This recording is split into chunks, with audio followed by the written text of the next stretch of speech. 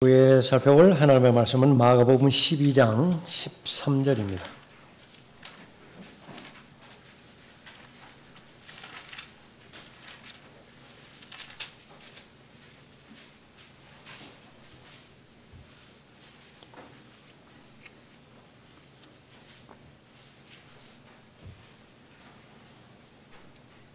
마가복음 12장 13절부터 17절까지 받들어 읽겠습니다.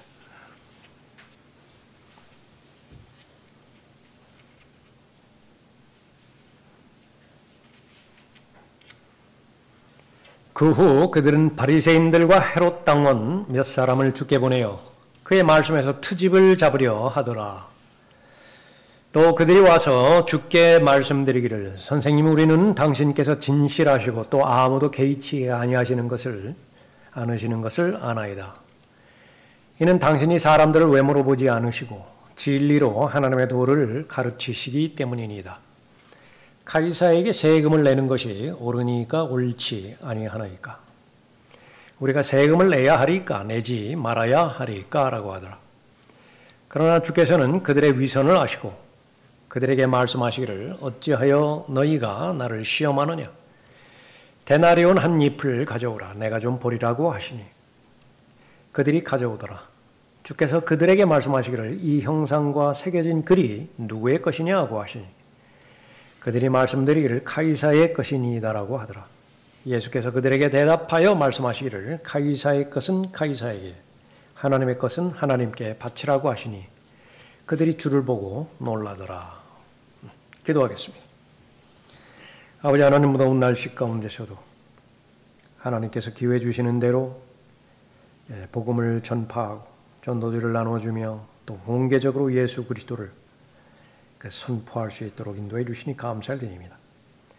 주님의 피로 사신 지역계를 통해서 맡겨주신 이 일들이 지속적으로 잘 진행될 수 있도록 인도해 주시는 가운데 잃어버린 혼을 향한 불쌍히 여기는 하나님의 마음이 각 성도들의 마음 가운데 그대로 자리 잡게 하심으로 인해서 또 그리스도를 대신한 대사로서의 그 맡겨주신 위대한 분부가 잘 진행되어지고 실현되어질 수 있도록 하나님의 사람들을 유용하게 사용해 주시기를 간구드립니다. 지치거나 또 낙담하지 않도록 매사에 힘주시고 말씀으로 교제해 주실 때에 더 믿음의 지경이 넓혀질 수 있도록 복주시기를 간구를 드립니다.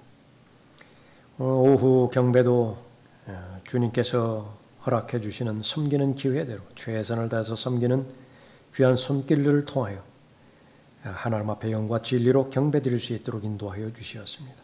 그 손길 하나하나를 주님 손에 의탁드릴 때 하나님께서 기억하여 주시고 그 수고에 보상해 주시기를 간구를 드립니다. 준비된 마음으로 하나님의 말씀 경청하고자 할 때 또 하나님의 말씀을 통해서 주시고자 하는 하나님의 가르침과 교훈들 또 삶의 원리들 잘 배우고 자신의 개인적인 인격적인 믿음과 잘 결합되게 해주셔서 말씀의 능력 모두가 경험할 수 있도록 인도해 주시길 원합니다. 저를 주님 손에 변함없이 의탁드릴 때에 마귀의 모든 공격들 차단시켜 주시길 원합니다. 주 예수 그리스도의 이름으로 기도드렸습니다. 아멘. 진퇴양난이라고 하는 제목으로 말씀드리겠습니다. 길이요 진리요 생명이신 예수 그리스도께서 이 땅에 오신 것은 바로 하나님의 성품을 말씀하시고 있는 것처럼 하나님께로 갈 수 있는 길을 마련하기 위함이고 또 예수 그리스도께서 진리 자체이신 예수 그리스도를 통하여 영원히 살 수 있는 길을 마련하기 위해 제공하기 위해서 이 땅에 오셨습니다. 그러니까 누구보다도 싫어하는 대상이 마귀입니다. 마귀는 자신의 수하 세력들을 다 동원해서 진리 자체이신 예수 그리스도의 사역을 방해하는 데 있습니다. 최종적인 결론은 믿지 않고 영접하지 않게만 할 수 있다라고 한다면 마귀는 그 계획을 성공할 수 있는 것이죠. 유용하게 사용하는 도구는 마귀의 사람들입니다. 하나님의 말씀을 믿지 않는 사람들, 하나님의 말씀에 의심하고 또 하나님의 말씀에 열정이 식어져 버린 사람들은 모두가 다 마귀의 도구로 전락한 사람들입니다. 가장 유용한 역할을 하는 사람들은 앞에 서서 사람들을 이끌고 있다라고 하는 그 위치에 서게 한 종교 지도자들입니다. 종교 지도자들을 예수 그리스도에 대항하여 화나게 만들 수만 있다라고 한다면 그 마귀의 계획은 성공하는 것입니다. 그 분노의 절정은 예수 그리스도를 죽이는 것이고 예수 그리스도의 영향력을 없애버리는 것이죠. 그래서 그 제일 앞장서 있던 사람들, 서기관으로 대표되어지고 바리새인들, 또 제사장들로 대표되어지는 사람들, 그 마음의 동기는 예수 그리스도를 어떻게 죽일까 하는 것입니다. 그래서 많은 사람들이 어떻게 하면 진리를 배울 수 있을 것인가, 기회를 사서 얻는 데 비해서 어떻게 하면 그 진리를 실행할 수 있을 것인가, 그 시간을 사서 얻고자 하는 데 비해서 어떻게 하면 그 기회와 또 시간들을 없앨 것인가, 다시 말하면 예수 그리스도를 죽일까 기회를 엿보는 것입니다. 세상의 본성은 예수 그리스도를 죽이고 싶어 하는 것입니다. 그런데 합리적으로 죽이고 싶어 하는 것이에요. 그러니까 종교라고 하는 과정을 통해서 또 철학과 여러 가지 교육이라고 하는 과정을 통해서 함정에 빠뜨리는 것이 최선의 방법인 것입니다. 자신들의 입장도 설명할 수 있고요. 또 자신의 목표도 달성할 수 있기 때문에 그런 것입니다. 진퇴양난에 빠뜨리는 것.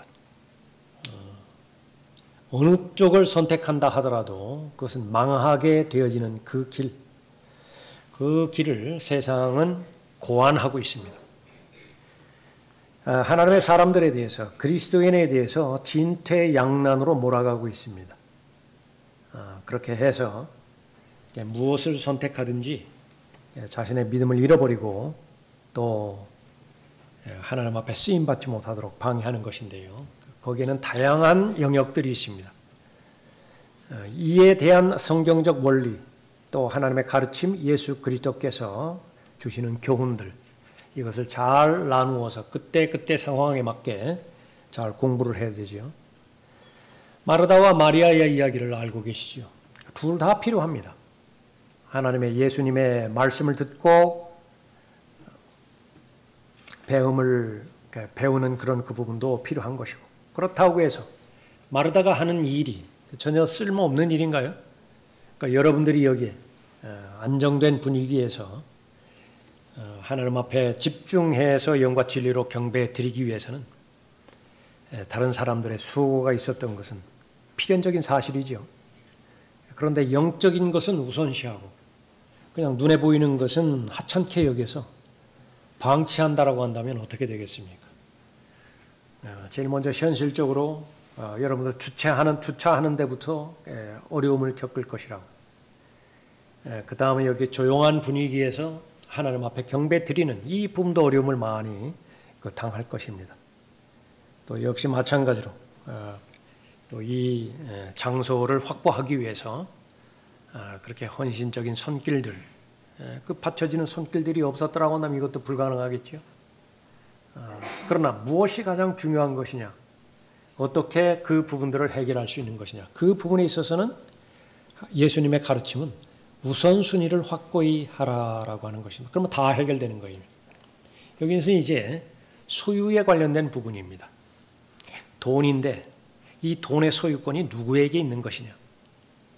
그래서 이것을 세금을 바쳐야 되느냐 말아야 되는 것이냐. 이 부분을 예수 그리스도를 시험하고 그 시험에 빠뜨리고 결국은 죽음으로 몰아가기 위해서 던지는 것인데, 이 진퇴양난을 어떻게 극복할 것인가.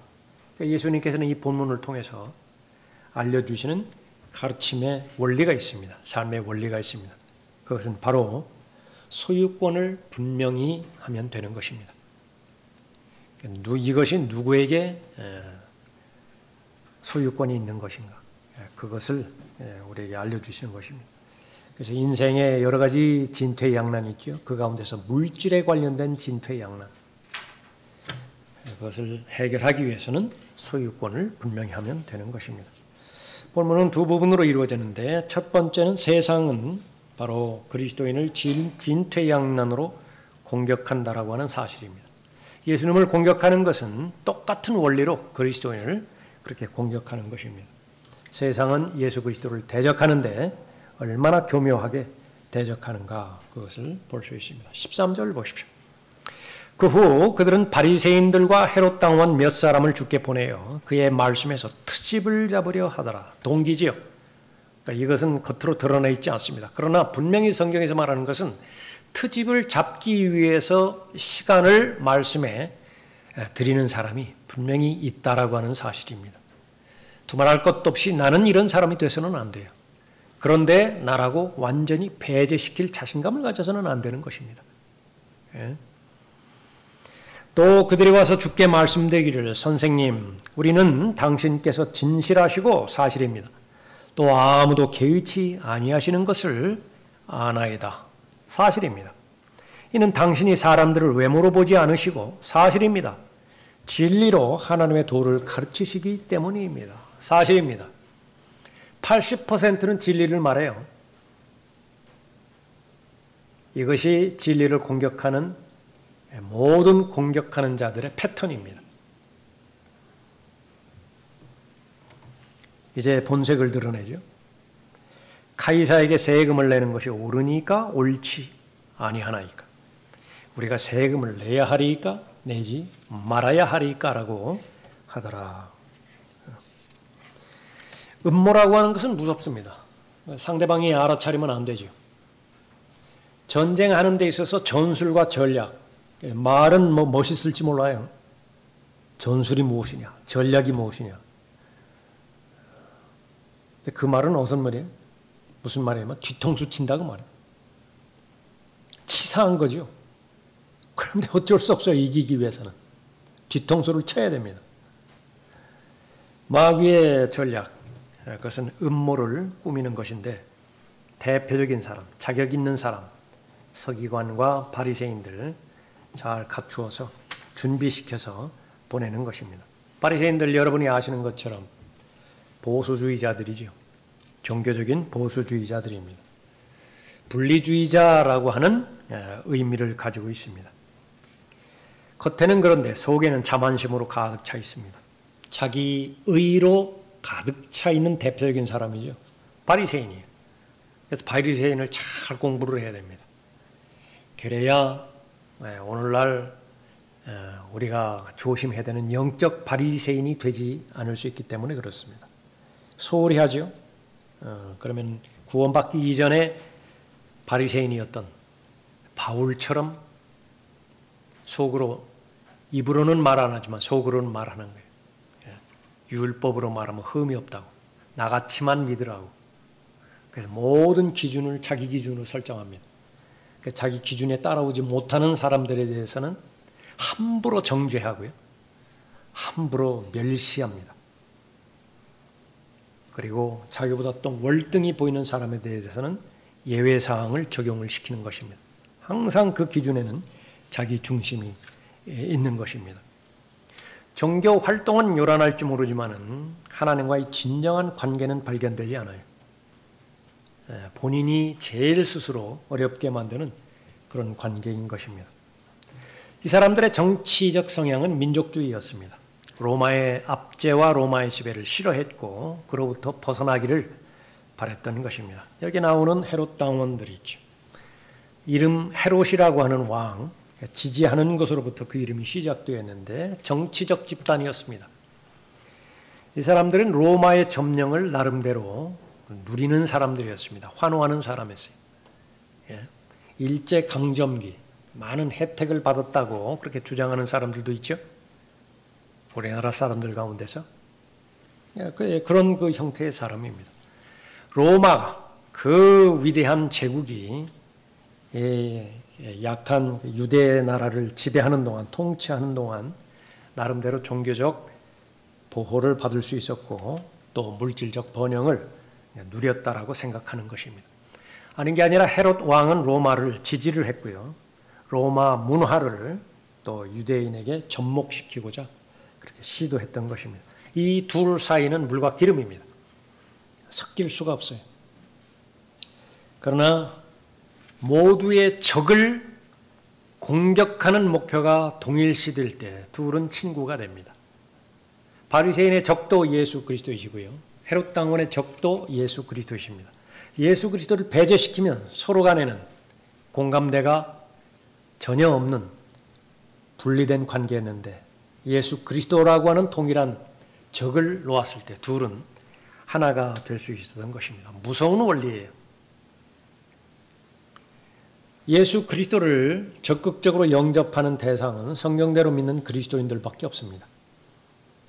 예수 그리스도께 헌신하고 예수 그리스도와 적극적으로 동행하는 데 맡겨주신 일을 잘 감당하는 대상은 성경대로 믿는 그리스도인들밖에 없어요. 마음으로 믿을 뿐만 아니라 마음에서 형성된 그 믿음을 밖으로 표출시키고자 애쓰는 사람들이에요. Bible believing Christian, 동시에 Bible practicing Christian. 같은 말이에요, 둘은. 동전이 한 면만 있을 수가 없죠. 소수입니다. 그 외에는요, 다 위선덩어리입니다. 무언가가 자신들의 취향을, 무언가가 자신들의 더러운 이익을 만족시키고자 또 다른 예수, 또 다른 영, 또 다른 복음을 이용하고 있는 것입니다. 신명기 17장 14절에 의하면 네가 주 너희 하나님께서 내게 주시는 땅에 들어가서 그 땅을 차지하고 그 땅에 거하며 말하기를 나로 내 주위에 있는 모든 민족같이 내 위에 왕을 세우리라 하거든. 이거 하나님께서 원하지 않는 것이었습니다. 이들의 유일한 왕은 하나님이신데 주변의 민족들을 봤더니 다 부강하거든요. 잘 살거든요. 그래서 그 원인이 어디에 있는가 봤더니 나름대로 왕체제를 확립하며 살고 있더라 발견이 된 것입니다. 그래서 우리도 왕으로 삼자. 그렇게 하거든 너는 반드시 주 너의 하나님께서 선정하실 사람을 내 위에 왕으로 세울 것이며 너는 내 형제들 가운데서 한 사람을 내 위에 왕으로 세울 것이니. 그러니까 유대인 가운데서 왕이 나와야 돼요. 하나님께서 인정하셔야 됩니다. 그 사람만을 왕으로 삼아야 됩니다. 대표적인 사람이 다윗이죠. 승인받은 왕입니다.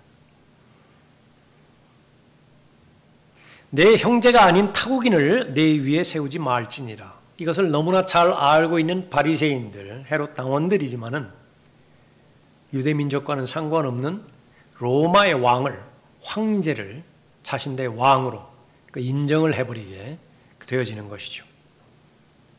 자, 이 부분을 유대인들이 다 잘 알고 있기 때문에 세금을 내야 되는 것입니까? 세금을 내지 말아야 되는 것입니까? 이것은 예수님께는 딜레마였습니다. 진퇴양난이었습니다.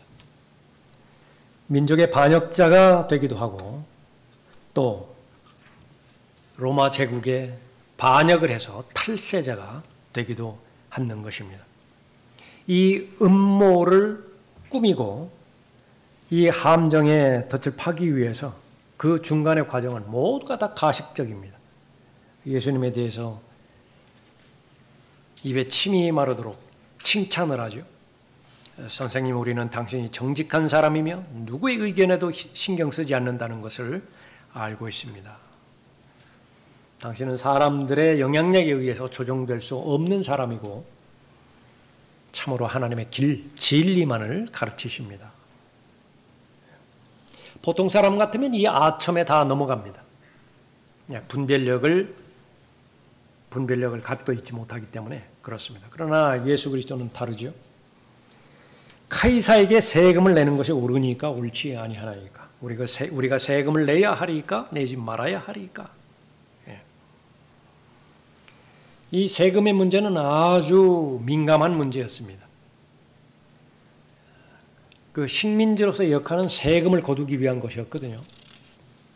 일제강점기 때도 마찬가지입니다. 왜 그렇게 피를 흘려가면서 식민지를 정복을 하려고 하는 것이냐.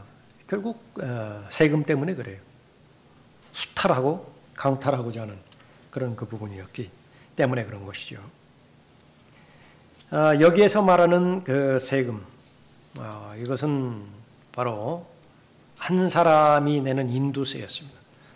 AD 6년에 로마 황제 옥타비아누스 아우구스투가 있었는데 이 사람이 유대와 사마리아 지방의 분봉 왕이었던 아켈라오를 폐위시켜 버렸습니다.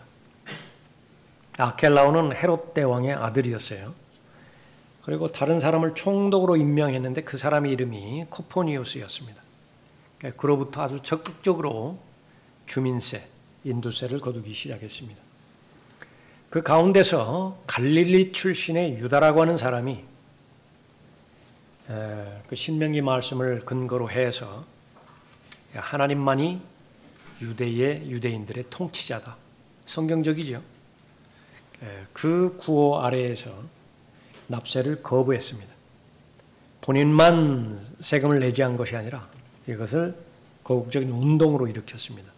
무력으로 민족 독립운동을 그렇게 전개했던 것입니다. 이런 역사적 배경이 있는 상태였고 또 종교적으로도 예수님께서 세금을 내시는 분이냐 세금을 내지 않는 분이냐 베드로에게 그렇게 물을 정도로 민감한 그런 그 부분이었습니다. 이 인두세 주민세는 반드시 로마 은화 데나리온으로 바쳐야 되었던 것입니다. 이 데나리온 이것은 티베리우스 황제가 주조한 동전이었는데요. 한쪽 면에는 얼굴, 황제의 그 얼굴이 나와 있는 흉상 그것이 나와 있고 그 다른 면에는 글이 새겨진 글이 있었는데 티베리우스 카이사 아우구스 신성한 아우구스투의 아들이다 그렇게 새겨져 있는 그런 부분입니다. 그래서 그것이 말하는 것은 그 동전에 새겨진 글, 그 글의 주인공이 그 동전의 주인이다라고 하는 개념이 동일시되었다는 그런 부분이에요. 그러면 그 동전이 누구의 것이냐? 그러니까 그런 문제까지 다다랐던 것입니다. 카이사에게 세금을 내는 것이 옳으니까 옳지 아니하나이까? 우리가 세금을 내야 하리까 내지 말아야 되니까? 이 두 가지 외에는 옵션이 없어요. 그렇게 몰아가는 것입니다. 그것이 세상 지혜이고 또 국리의 국리를 거듭한 고안된 결론입니다. 바리새인들은 무엇을 원했을까요? 예수님이 어떠한 답을 하셨기를 원했을까요? 세금을 내라 그 말을 하기를 바랬던 것입니다. 그러면 율법을 어기는 거예요. 사람들로부터 신뢰를 잃어버리게 만드는 것이죠. 헤롯 당원들은 어떤 답을 요구했을까요? 예수 그리스도를 죽이려고 했던 헤롯 당원들은 세금을 내지 말라. 그러면 이제 어떻게 되는 것입니까? 로마 정부에 대해서 대놓고 반역죄를 저지르는 것이죠. 그럼 로마가 이제 처리할 거예요. 그런 자를 그냥 놔주지는 않을 것입니다. 그렇게 진퇴양난으로 몰아가게 되어지는 것입니다. 인생에서 진퇴양난을 만나게 됩니다. 아주 제일 교묘한 방법이고 가장 효과적으로 압박할 수 있는 그런 부분이 둘 가운데 하나를 택해야 되는데 해결하기 위해서는 소유권의 문제라고 한다면 그 소유권의 원리를 분명히 해야 됩니다. 그것이 바로 위로부터 하나님께서 주시는 지혜예요. 그래서 지혜로 승리할 수 있습니다. 예수님의 경우는 바로 하나님의 지혜로 잘 해결할 수 있었던 것입니다. 예수님의 경우에 지혜로 이 서기관과 바리새인들의 질문을 어리석게 만들었던 것입니다. 15절 다시 보십시오. 우리가 세금을 내야 하리까 내지 말아야 하리까 라고 하더라. 그러나 주께서는 그들의 위선을 아시고 여기는 이 부분은 짐작을 못했던 거예요. 이렇게까지 말하는데 이것을 우리의 가려진 위선을 예수라고 하는 저 사람이 알 수 있었을 것이냐. 단번에 알아보신 것입니다. 우리에게 적용되어지는 그런 부분이에요. 사람들은 속일 수 있습니다. 사람들에게는 가면을 쓰고 접근할 수 있지만은 하나님마저도 그 대상에 두는 것은 그보다 더 어리석은 자가 없습니다. 우리의 마음의 중심을 알고 계시고 어떤 계획을 가지고 계시는 것인지 미리 알고 계시는 분 앞에 서는 것이기 때문에 그렇습니다. 위선을 아시고 그들에게 말씀하시기를 어찌하여 너희가 나를 시험하느냐? 빙빙 둘러서 말씀하지 않습니다. 예수님의 말은 거의 대부분 직설적입니다. 그래서 화들짝 놀랍니다. 기겁을 합니다. 들키고야 마는 거죠. 어찌하여 너희가 나를 시험하느냐? 데나리온 한 입을 가져오라 내가 좀 보리라. 그렇게 말씀하고 있는 것이죠.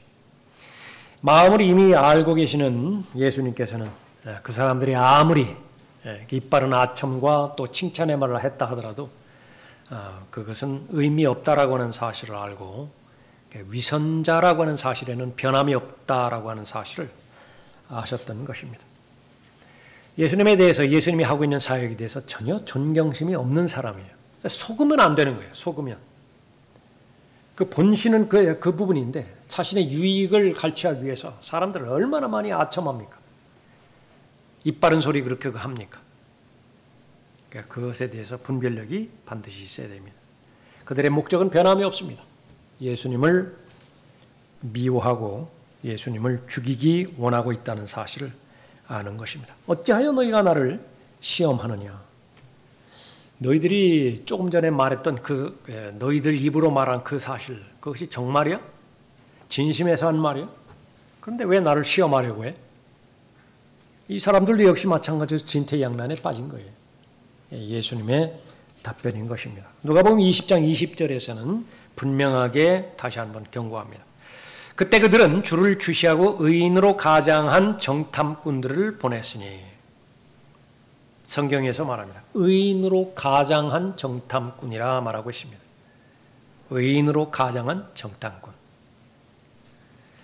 이는 그들이 주의 말씀을 책잡아서 총독의 권력과 권세에 그를 넘겨주려 합니다. 총독의 권력, 칼의 권세를 가진 자죠.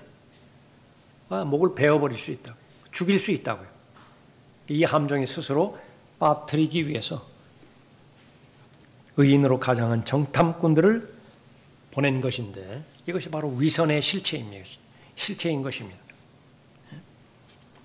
그러나 주께서는 그들의 위선을 아시고 그들의 목적, 예수님을 속여서 함정에 빠뜨릴 것이다 라고 하는 것을 분명히 아셨던 것입니다.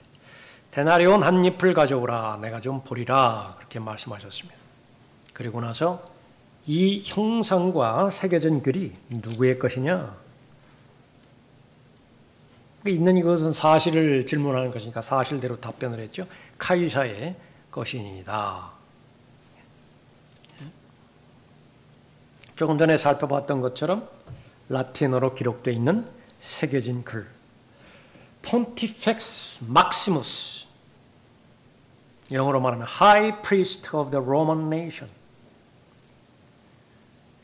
Pontifex Maximus, 대신관이라고 우리말로 그렇게 된 말인데요. 최고 재판관입니다. 황제 숭배 사상에서 나온 그런 부분입니다. 로마 제국의 최고 사제이다. 이것이 새겨진 글인 것입니다. 유대인들이 그 글자를 봤을 때에 기분 좋아할 사람은 아무도 없겠죠. 그러니까 우상이니까 여호와 하나님 한 분만을 하나님으로 섬기고 그렇게 알고 있는 그 유대인들이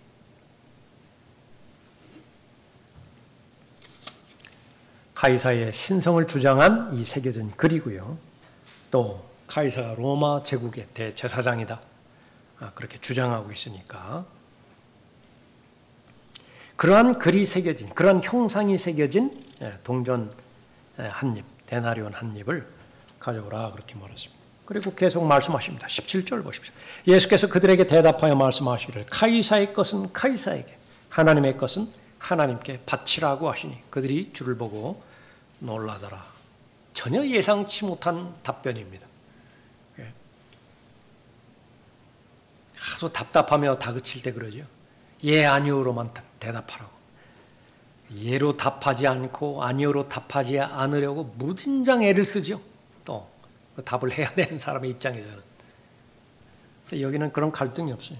아무 소리도 못합니다. 여기서 반박하지 못해요. 바쳐야 됩니까? 바치지 말아야 됩니까? 그것만 말하시오. 이런 답을 하지 못해요. 다 놀라 자빠졌다. 그리고 도망가기 바빴던 것입니다. 성경에서 말하는 두 가지 원리가 있습니다. 소유권과 관련돼서 원리. 첫 번째는 카이사의 것은 카이사에게 바치라. 하나님께서 인정하시는 카이사의 소유가 있어요.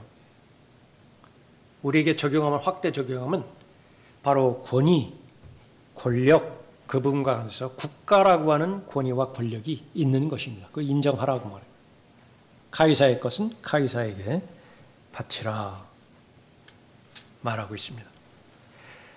로마서 13장 7절에서 그러므로 모든 사람에게 의무를 다하되 국세를 낼 자에게 국세를 내고 관세를 낼 자에게 관세를 내며, 세금에 관련된 부분이에요. 구체적으로 말하죠. 국세와 지방세가 있어요. 그걸 말하는 것입니다. 국세를 낼 자에게 국세를 내고 관세를 낼 자에게 관세를 내며 두려워할 자를 두려워하고 존경할 자를 존경하라. 베드로에 의하면 가장 사악했던 왕 네로 황제를 두려워하고 존경하라고까지 그렇게 이야기를 합니다. 지금 아무리 사악하고 아무리 악하다 하더라도 네로에 비하겠어요? 그러니까 다 할 수 있는 것입니다. 또 예수님이 세금을 카이사에게 바쳤죠. 세금을 냈다고요. 예수님도. 그렇게 되었기 때문에 바로 카이사의 것은 카이사에게 바치라 말하고 있는 것입니다. 국가와 그리스도인의 관계. 제일 1차적으로 국가는 하나님께서 허락하신 국가 권력이라고 하는 사실을 우리가 잘 알아야 됩니다. 하나님의 피로 사신 교회, 하나님께서 직접적으로 세우신 교회이죠. 그래서 국가는 국가의 소유권이 있습니다. 교회는 교회에 관련된 권위가 있는 것이죠. 둘 사이에 충돌이 되어지지 않을 때에 제일 첫 번째 원리는 카이사의 것은 카이사에게 바치라. 정치 권력을 어떻게 결정할 것이냐. 우리에게는 투표밖에 없습니다. 성경적 원리에 따라서 투표를 하죠. 그 결과는 주님 손에 맡겨야 돼요. 누가 선출될 것이냐? 몰라요. 기도하는 수밖에 없는 것입니다. 그러나 나는 투표에 대한 책임은 있습니다. 문제는 그 국가 권력과 교회의 가르침이 충돌될 경우에 어떻게 될 것이냐. 그것은 성경에서 일관되게 말하는 것은 그것은 바로 국가 권력보다 상위에 있는 하나님의 권위, 그것을 순종해야 되는 것이죠. 이 고대 로마에 살고 있었던 사람들, 로마인뿐만 아니라 이 유대인들도 그 제국에 속해 있음으로 인해서 많은 혜택을 누린 것은 분명한 사실입니다. 도로가 유명하죠. 위생시설, 그런 것들도 잘 되어 있습니다. 안정되게 보호받는 것, 역시 마찬가지죠. 세금을 내야 됩니다. 세금이 지불돼야 되는 거죠. 오늘날 우리도 마찬가지입니다. 우리가 마음껏 교통수단 이용할 수 있고 밤 12시가 넘었음에도 불구하고 밖에 나갈 수 있는 거의 유일한 국가라고 그러죠. 안전이 잘 보존되고 다 돈으로 유지되어집니다. 카이사의 것은 카이사에게. 소유권에 관련된 두 번째 원리는 하나님의 것은 하나님께 바치라라고 하는 것입니다. 카이사의 것, 하나님의 것. 이 동전에는 이 카이사의 형상이 새겨져 있죠. 그래서 그 형상의 주인이 카이사이기 때문에 카이사에게 속한 것입니다. 그래서 카이사에게 그의 것을 돌려주는 것, 그것은 잘못이 아니라고 말씀하고 있는 것입니다. 그러나 모든 것이 카이사에게 속한 것이냐? 아닙니다. 하나님께 속한 것이 분명히 있는 것이죠. 모든 사람은 하나님의 형상으로 창조되었고 첫 번째 사람이 범죄해서 하나님의 형상을 잃어버렸지만은 구원받은 그리스도인은 모두가 다 하나님의 형상을 회복한 하나님의 아들들이죠. 하나님께서 그 하나님의 자녀를 소유하시는 소유권자이십니다. 이 부분을 명확히 하면 되는 거예요. 그래서 우리 그리스도인의 삶, 생활, 그것은 거기에는 하나님의 계획이 들어있고요. 하나님의 섭리 가운데서 인도함을 받는 것입니다. 구원받은 모든 하나님의 자녀들, 그것은 바로 하나님의 권리 가운데 소속이 되어 있는 사람입니다. 하나님의 소유물들이에요. 그래서 핏값으로 우리의 몸을 사주셨고 우리의 영을 사주셨는 것입니다. 카이사가 자신의 것을 주장할 권리가 있죠. 마찬가지로 하나님도 하나님의 것을 요구할 권리가 있는 것입니다. 하나님의 형상으로 재창조된, 특히 그리스도 안에 있는 새로운 피조물들, 그것은 어떻게 자신의 인생을 살아야 되는 것인지, 딜레마에서 벗어나는 하나님의 원리, 진퇴양난에서 벗어날 수 있는 하나님의 원리, 하나님께서 말씀하실 때 그것이 카이사의 소유라고 하면 카이사에게 바치라, 하나님의 것이라고 확신을 주신다라고 한다면 그것은 하나님의 것으로 돌리라라고 하는 것입니다. 문제는 무엇이? 하나님의 것을 알면서도 바치지 않는 이 위선덩어리로 가득 차 있는 종교 위선자들이었습니다. 이 사람들의 결론은 무엇입니까? 마지막 절 보십시오. 17절에 예수께서 그들에게 대답하여 말씀하시기를 카이사의 것은 카이사에게, 하나님의 것은 하나님께 바치라고 하시니 그들이 주를 보고 놀라더라. 여기 행간의 의미는 다 뿔뿔이 도망가 버린 거예요. 왜 그렇죠? 카이사께 세금 문제니까요. 그 다음에 예수님께서 무엇을 말씀하실 차례에 세금에 관해서 말씀하셨다라고 한다면 그 다음에는 무엇에 대해서 말씀하실 차례에 하나님의 것에 대해서 말씀하실 차례라고요. 본인이 알거든요. 알면서도 안 바친 거예요. 알면서도 자신이 다 삼켜버린 것입니다. 위선덩어리죠. 도망간 것입니다. 위선자인 서기관들과 바리새인들아, 너희에게 화 있으리라. 이는 너희가 박하와 아니스와 커민의 11조는 바치면서 율법과 공의와 자비와 믿음의 더 중요한 것을 빠뜨렸기 때문이라. 취사 선택해서요. 그다지 손해 안 볼 것, 그런 것들을 바치는 데는 별 갈등이 없어요. 다 외모적으로 보여지는 것들이고 사람들이 평가를 내릴 수 있는 것들이에요. 인정을 받는다고요. 그러나 보여지지 않는 것이 있습니다. 이것은 나도 별 관심이 없어요. 여러분들이 믿음이 성장하면서 성숙하면서 정말로 사람들의 이견으로부터 자유로워지는 영역, 사람들이 모르는 그런 영역에 더 많은 관심을 갖게 되어지는 것, 하나의 징표예요. 여러분이 성숙하다라고 하는 징표입니다. 두 가지가 있는데 여러분은 여러분의 골방에서 하나님의 말씀을 깊게 묵상하는 일입니다. 공개적인 자리에서 특히 강단에서 말씀을 선포하고 말씀을 가르치는 거 다 눈에 보여지는 일들이죠. 온통 여기에 관심이 있습니다. 잘하는 거예요. 관심이 있습니다. 그러나 그에 비해서 홀로 골방에서 나와 하나님과의 그런 그 시간을 갖고 말씀을 계속 읽고 묵상하는, 거기에는 어떠한 목적도 없어요. 목적도 없다고요. 그냥 말씀 자체가 목적이 되는 것입니다. 그 시간을 얼마만큼 확보하고 그 시간을 갖는 그 시간의 질의 깊이가 얼마만큼 깊을 것이냐. 이게 여러분의 믿음을 측정하는 것입니다. 이것은 측량되지 않아요. 계량화되지 않는 것입니다.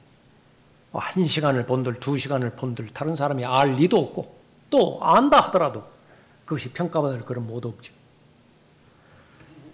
여러분이 어떤 사람에 대해서 관심을 갖고 또 그 관심을 표명하는 데 있어서 말로 그 사람에게 위로할 수 있습니다. 그 사람을 칭찬할 수 있죠.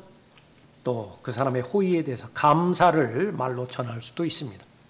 반드시 그렇게 해야 됩니다. 그렇게 해야 됨에도 불구하고 입 꾹 다물고 있는 것. 그것은 무슨 경상도 기질, 그런 말로는 부족합니다. 개발해야 돼요. 그걸 해야 됩니다. 표현을 잘 해야 되는 것입니다. 그러나 그것이 의미 있기 위해서는 여러분의 골방에서 하나님께서 하나님 앞에 그 사람을 제시를 하고 그 사람의 진정한 복을 간구하고 그 사람의 영적인 안정과 영적인 성장을 위해서 기도하고 있는 것. 그건 아무도 몰라요. 알죠? 형제님 알죠? 엊그저께 형제님을 위해서 내가 중보기도한 거 알죠? 이렇게 말하는 사람이 있어요? 아무도 모른다고요. 근데 그것이 하나님 보시 훨씬 더 중요합니다. 근데 이건 다 빼버렸어요. 왜 그렇죠? 외모로만 먹고 사는 사람들이기 때문에 그래요. 서기관들, 바리새인들. 율법과 공의와 자비와 믿음에 더 중요한 것을 빠뜨렸기 때문이라. 너희는 이것들도 마땅히 행하고 또 저것들도 저버리지 말아야 하리라. 마태복음 23장 23절 말씀인 것입니다. 하나님의 심판에 대해서 두려워하지도 않고 무시했고요. 하나님의 사랑을 실천해야 됨에도 불구하고 그것을 비켜갔습니다. 이 사람들이 결정할 수 있는 것은 가능한 빨리 예수님 앞에서 빠져나가는 것입니다. 왜냐하면 더 이상 예수 그리스도와 대화를 원치 않았기 때문에 그런 것입니다. 무슨 말을 하실지 알아요, 이제. 그래서 안 하는 거예요. 내 마음의 상태가 안 좋을 때, 영적인 상태가 불안할 때 제일 만나기 싫은 사람이 목사입니다. 그 목사로부터 무슨 말이 나올지 알기 때문에 그래요. 그러나 극복할 수 있어야 됩니다. 극복할 수 있어야 돼요.